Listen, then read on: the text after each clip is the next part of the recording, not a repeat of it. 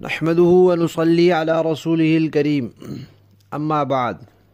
ترجمے والے قرآن پاک کا صفحہ نمبر 1024، 28واں پارہ، سورہ حشر، دوسرا رکوع، آیت نمبر 15 تا 17۔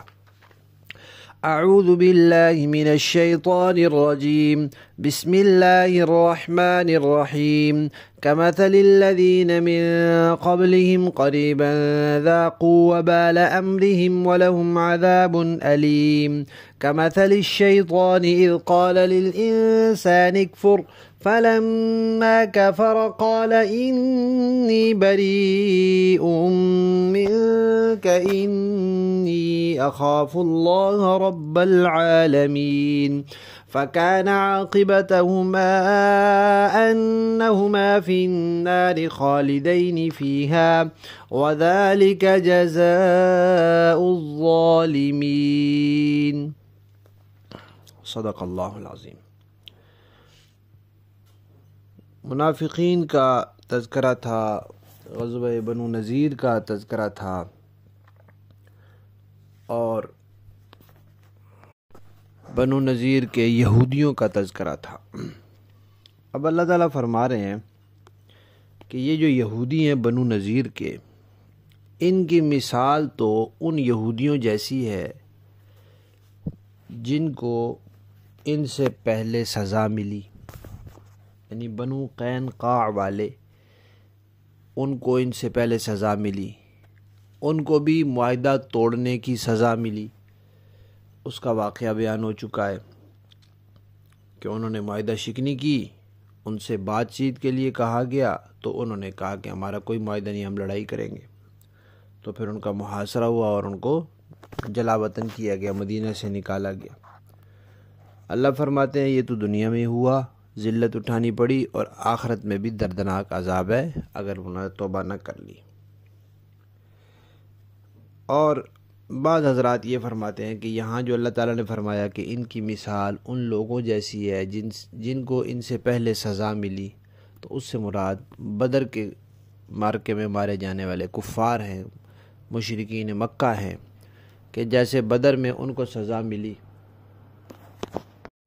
ایسے ان کو بھی ملی۔ اگلی آیت میں منافقین کا حال بتایا ہے کہ منافقین کا کیا حال ہے، ان کی کیا کیفیت ہے۔ تو کہا منافقین کی مثال شیطان جیسی ہے۔ کیسے؟ کہ شیطان انسان سے کہتا ہے کفر کرو، اور جب انسان کفر کرتا ہے اور اس کے وبال میں پھنستا ہے تو شیطان کہتا ہے میرا تو تمہارے ساتھ کوئی تعلق نہیں ہے، اور پھر مکاری کے طور پہ ایک بات کہتا ہے کہ میں اللہ سے ڈرتا ہوں۔ بھلا شیطان اللہ سے ڈرتا ہے؟ اللہ سے ڈرتا ہو تو چھوڑ نہ دے اپنی نافرمانیاں۔ تو یہ بات بھی اس کی مکاری ہوتی ہے جو وہ کہہ رہا ہوتا ہے کہ میں اللہ سے ڈرتا ہوں۔ تو کہا بالکل یہی حال ان منافقین کا ہے کہ انہوں نے کہا بنو نذیر والوں کو کہ تم لڑائی کرو، ہم تمہارے ساتھ ہیں، ہم تمہاری مدد کریں گے، تم نکالے گئے ہم تمہارے ساتھ نکلیں گے، تمہارے بارے میں کسی کے کہنے میں نہیں آئیں گے۔ اور کہنے کے بعد جب وہ پھنس گئے تو یہ چپ کر کے بیٹھے رہے، کوئی مدد انہوں نے نہیں کی۔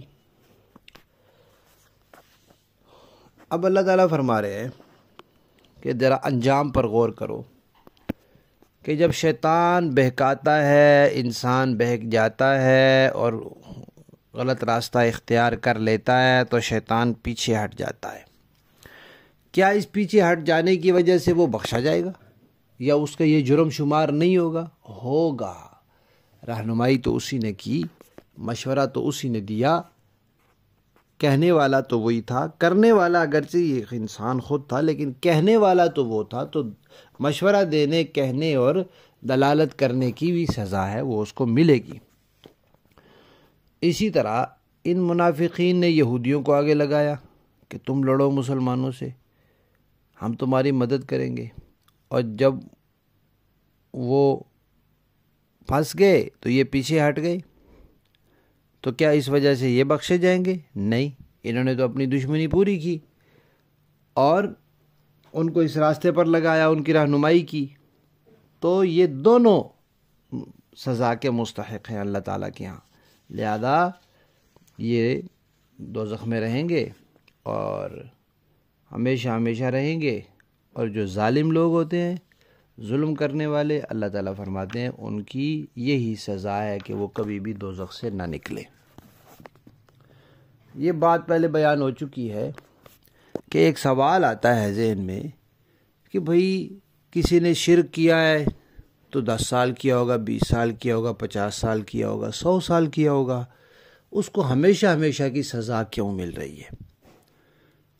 تو جواب یہ ہے کہ یہ بات ایمان کی طرف بھی تو دیکھیں کہ اس نے ایمان اپنایا ہے 50 سال کے لیے، 100 سال کے لیے، تو اس کو ہمیشہ ہمیشہ کا بدلہ کیوں مل رہا ہے؟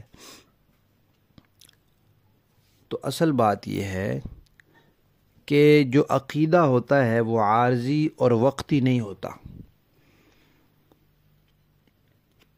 اب جو لوگ اللہ کو مانتے ہیں، توحید کے قائل ہیں، رسالت قیامت کے قائل ہیں، ان سے ذرا پوچھیں کہ آپ نے یہ عقیدہ کتنے عرصے کے لیے اپنایا ہے؟ وہ کہیں گے بھئی عقیدے کے لیے بھی کوئی عرصہ ہوتا ہے؟ عقیدہ تو ہمیشہ کے لیے ہوتا ہے، جب تک رہیں گے یہی عقیدہ رہے گا۔ اور جو لوگ اللہ کو نہیں مانتے، قرآن نبی کو نہیں مانتے، ان سے پوچھ لیں کہ بھئی تو یہ عقیدہ تم نے کتنے عرصے کے لیے اپنایا ہے؟ 10 سال، 20 سال، 50 سال؟ وہ کہیں گے بھائی عقیدے کے لیے بھی کوئی وقت ہوتا ہے؟ ہمیشہ کے لیے۔ تو یہی وجہ ہے کہ 100 سال زندگی ملے تو وہی عقیدہ، 1000 سال ملے تو وہی عقیدہ، اگر اس کو 1,00,000 سال زندگی ملتی تب اس نے عقیدہ یہی رکھنے کا ارادہ کیا ہوا ہے، کروڑ سال زندگی ملے تو بھی یہی عقیدہ رکھنے کا ارادہ کیا ہوا ہے، ہمیشہ زندہ رہے تو بھی اس نے یہی عقیدہ رکھنے کا ارادہ کیا ہوا ہے، کیونکہ اس کا ارادہ ہمیشہ اسی عقیدے پر رہنے کا ہے، اس لیے اس کی سزا بھی ہمیشہ ہے۔ برے عقیدے کی سزا ہے اور اچھے عقیدے کا بدلہ ہے۔ لفظی معنی دیکھیے، کمثل، مثال ان لوگوں مثال ان جیسی، الذین، جو لوگ، من قبلہم، ان سے پہلے، قریباً، قریبی زمانے میں، ذاقوا، چکھ لیا انہوں نے، وبال امرہم، اپنے معاملے کا، وَلَهُمْ، اور ان کے لیے، عذاب، عذاب ہے، علیم، دردناک۔ کمثل، ان کا حال ہے اس جیسا، الشیطان، یعنی شیطان جیسا، اذ قالا، جب کہا اس نے، للانسانی، انسان سے، اکفر، تو کفر کر لے، فلما، پھر جب، کفرا، اس انسان نے کفر کر لیا، قالا، شیطان نے کہا، انی، بے شک میں، بری ہوں، لا تعلق من کا، تجھ سے، تیرے ساتھ کوئی تعلق نہیں، انی، بے شک میں، اخاف، ڈرتا ہوں، جھوٹ بول رہا ہے شیطان، ڈرتا ہوں، اللہ سے، رب العالمین، جو سب جہانوں کا پروردگار ہے۔ فکانا، پس ہوا، عاقبت، انجام، ہما، ان دونوں کا، انہما، کہ وہ دونوں، فی النار، آگ میں، خالدین، ہمیشہ رہیں گے، فیہا، اس میں، وذالک، اور یہ، جزاء، بدلہ ہے، الظالمین، ظلم کرنے والوں کا۔ با محاورہ دیکھیں جی، كمثل الذين من قبلهم قريبا ذاقوا وبال أمرهم ولهم عذاب أليم، ان کی حالت ان لوگوں کی سی ہے جو ان سے کچھ ہی پہلے اپنے کرتوت کا مزہ چکھ چکے ہیں، اور ان کے لیے دردناک عذاب ہے۔ كمثل الشيطان إذ قال للإنسان اكفر، ان کی مثال شیطان کی سی ہے کہ وہ انسان سے کہتا ہے کافر ہو جا، فلما کفر قال انی بریء منک انی اخاف اللہ رب العالمین، پھر جب وہ کافر ہو جاتا ہے تو شیطان کہتا ہے میں تجھ سے بری ہوں، میں اللہ سے ڈرتا ہوں جو سارے جہانوں کا پروردگار ہے۔